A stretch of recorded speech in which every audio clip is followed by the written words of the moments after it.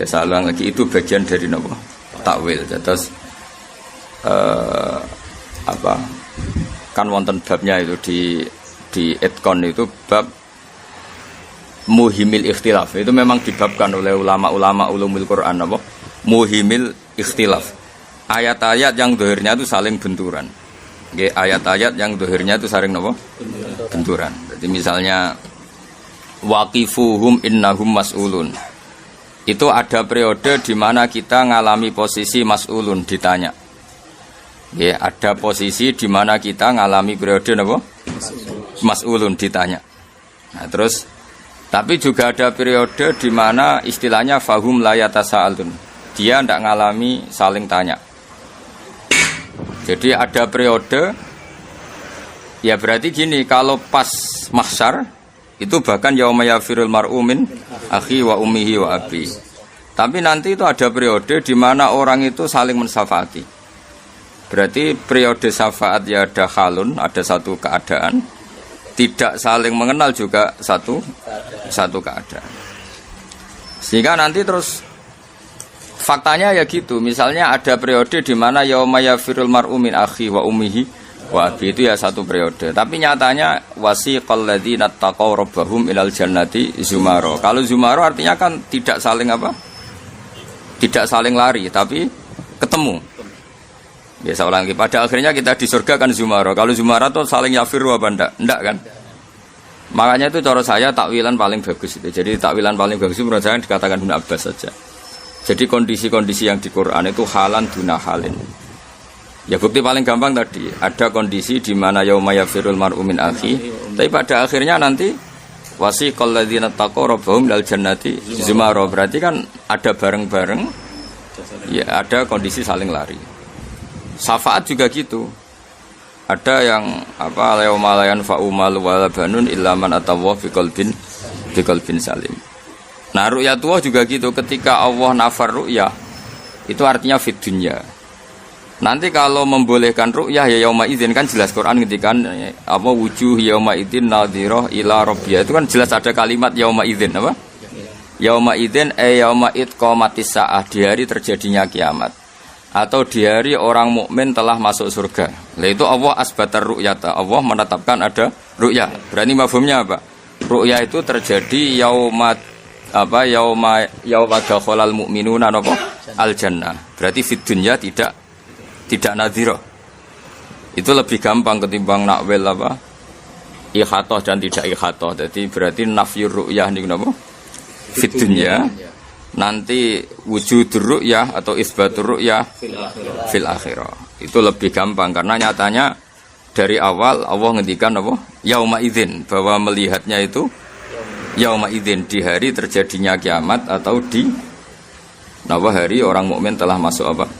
Surga. Niku cara kula lebih gampang. Terus ada beberapa takwilan gini ngene apa? Pokoknya semua ayat sing yuhimul ikhtilaf.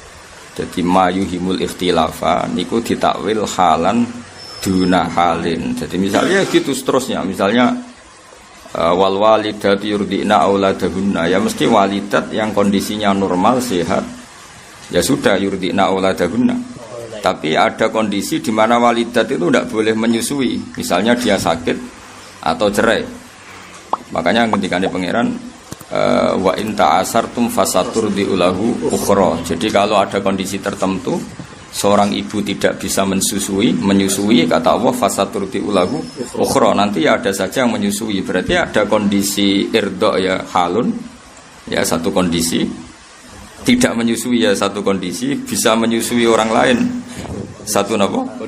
Kondisi. Dan itu paling gampang menurut saya. Misalnya ya fikih kan begitu terus. Misalnya orang tidak punya wudhu itu haram megang Quran.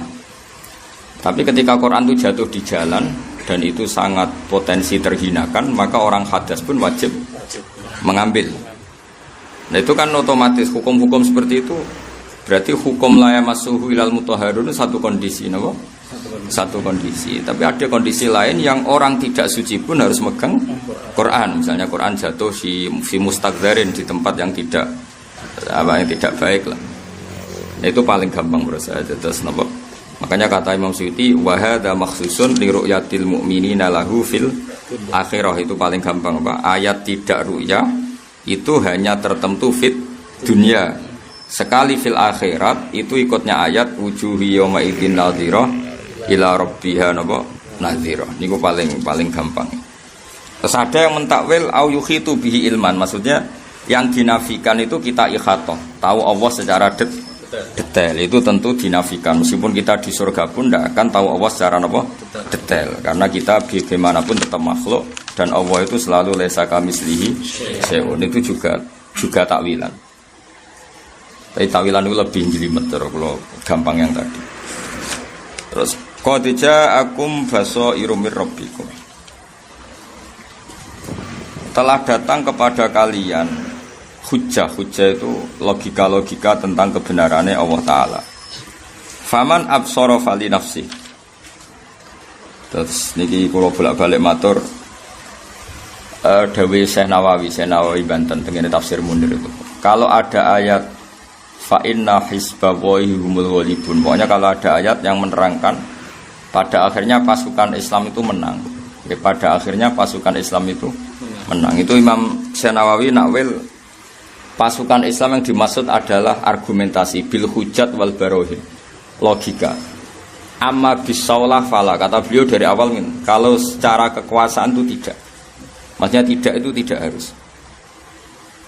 Gini karena ketika Nabi dan orang kafir, saya ulang lagi, Nabi dan orang kafir itu kalau perang loh ya, bukan perang. Itu kadang Allah pakai status Muhammad ya Nas, orang kafir juga Nas.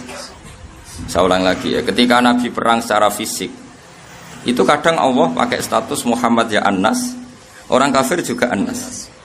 Sehingga bisa saja karena ini sama-sama An-Nas, itu Nabi kalah. Seperti yang dialami beliau di perang Uhud. Dan itu istilahnya pangeran resmi, watil kal ayyam nudawiluha bainan nas. Kalau sama-sama An-Nas ini potensinya mudawalah. Mudawalah itu ya bisa menang, bisa kalah.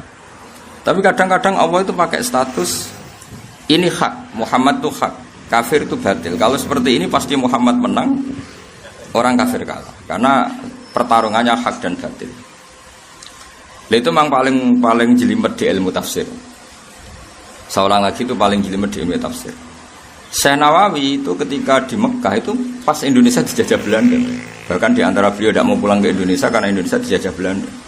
Begitu juga Syekh Mahfud Termas, Syekh Abdul Manan. Sehingga beliau itu kan ya kepikiran, wong Islam mesti menang, nyatanya Indonesia cek kalah, dia ora menangi kemerdekaan. Mboten menangi napa? Sehingga beliau semuanya ulama dulu, apalagi ulama Mesir, itu semuanya dikooptasi Prancis dulu. Apa zaman pas ngarang kitab itu dikooptasi apa? Prancis.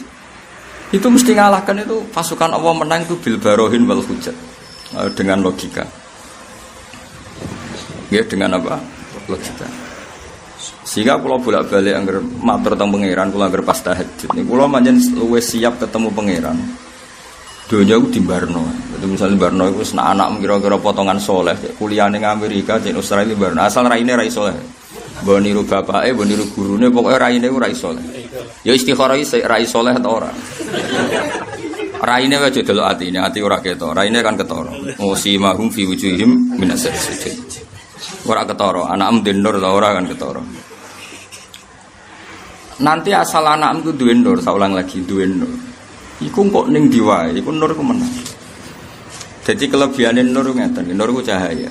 Mbok peteng dedet kaya apa, iku ana uplik iku tetep dadi sinar. Iku kelebihane nur. Dadi ora kudu lampu padang, ora kudu listrik sing wattnya tinggi. Mbok uplik lah iku tetep bersinar. Mbok kunang-kunang lah tetep bersinar. Nggih ngene. Mulane kejegeman gedeng santri goblok kejegeman. Iku tetep barokah ngono. Dua kok Papua terus kok NTT ngono tetep. Yang salah wong karo anu uplek kok jejes tongkring iku kok dolim. Jadi kula nu kadang ngrasa dolim. Termasuk kula nek mahjubno sampean niku ngrasa dolim. Ajane salahmu karo anu uplek kok jejer tongkring. Iku ngani ngoyo. Akhire isane hasud tok malah lara kabeh. Kula baleni malih ya. Ya, kula tanggung jawab nganti ketemu pangeran. Jadi kalau berkali-kali sholat ngarepe pangeran itu pokoknya mazhabun al-Qawahabi. Kalau delok makalah Syekh Mahfud, Basim Asy'ari, makalah sinten ya, Syekh Nawawi. Niku tak titeni. Apalagi ulama-ulama Mesir lebih ngeri lagi. Karena beliau-beliau ngarang kitab ketika Mesir dijajah Perancis, Indonesia dijajah Belanda. Sehingga setiap janjinya Allah orang Islam pasti menang, itu kan dia mikir, muni menang nyatane kalah. Muni ra bakal menang ya suatu saat menang. Akhirnya ya singkarwan menang itu apa? Ya bil hujat wal barohin. Yang mesti menang itu adalah logika, yaitu andekan diadu logika. Ya diadu logika. Misalnya milih mana jagoan tunggal itu 1 apa 3. Tentu orang milih 1. Di mana-mana pemenang itu 1. Terus milih mana alam yang wujud ini diciptakan oleh ketiadaan dengan diciptakan oleh zat yang wajibil wujud. Mesti secara logika orang milih wajibil wujud. Karena nggak mungkin mewujudat atau diciptakan al-adam. Begitu juga terus gitu. Lan kula niku mboten kuwatir nek sampean dhe anak sekolah ning Australia ning Jerman asal tak diraine ra iso lah. Iku tetep kemungkinane iku wong Jerman sing anut anakmu ora anakmu sing anut wong Jerman. Karena kekuatan hidayah itu luar biasa. Coba sekarang mahasiswa udah biasa pacaran. Itu ketika di Inggris di Jerman udah gawe masjid, gawe komunitas muslim dan banyak yang tertarik menjadi muslim. Iku udah ora tau ngaji Jalalain. Ya ora hafid. Karena nurul iman itu tetap akan mengalahkan apa zulamus syirki atau zulumati syirki. Tetap asal wong Islam itu Allah mensifati dirinya apa Allahu waliyul ladzina amanu yukhrijuhum minadz zulumati ilan nur. Jadi sebenarnya kita ini hanya butuh status amanu. Asal kamu sudah iman itu Allah mensifati dirinya Allah sendiri. Itu Allah mensifati dirinya yukhrij, saya akan mengeluarkan. Jadi kita hanya butuh status amanu. Setelah kita amanu, Allah mensifati dirinya apa? Allahu waliyul ladzina amanu yukhrijuhum minadz zulumati ilan nur. Jadi kita harus butuh ila darajatil iman. Setelah kita ila darajatil iman, maka hubungan Allah dengan kita adalah yukhrijuhum minadz zulumati ilan nur. Kita pasti dikeluarkan minadz zulumat ilan. Jadi kira usah khawatir anak mending di asal tadi loh ya. Kowe memastikan nih anak memiliki amanu. Amanu sing standar pangeran. Ora standar KTP. Paham ya? Jadi untuk lisensi kan ketoro. Anak di nur ora ketoro, judul bapake, bulet, bahaya tambah meneh. Mong kowe nasab akhir untuk tunggu lametung. Ruwet meneh. Paling kiai ning Jawa iku jarang nasab nganti 5. Paling bapak mbah wis. Ayo ngaco ngene. Sing iso nyebut kiai, sing iso nyebut mbah nganti parah. Gak, maksudnya bapak itu cek rontok Arab jenis bayi buyute. Kira-kira, sengwis kiai ketat-ketat so ekstrim itu. Bayi cek katokan cek yakin, asal wong Jawa loh. Mayoritas maksudku. Kadang cerita aku ya kiai cerita aku, mbahku ya orang sholat terus. Paling sing nasab top kan siji sekarwan habaib nomor kiai sing turun wali. Songo, tapi kan kena dihitung semua.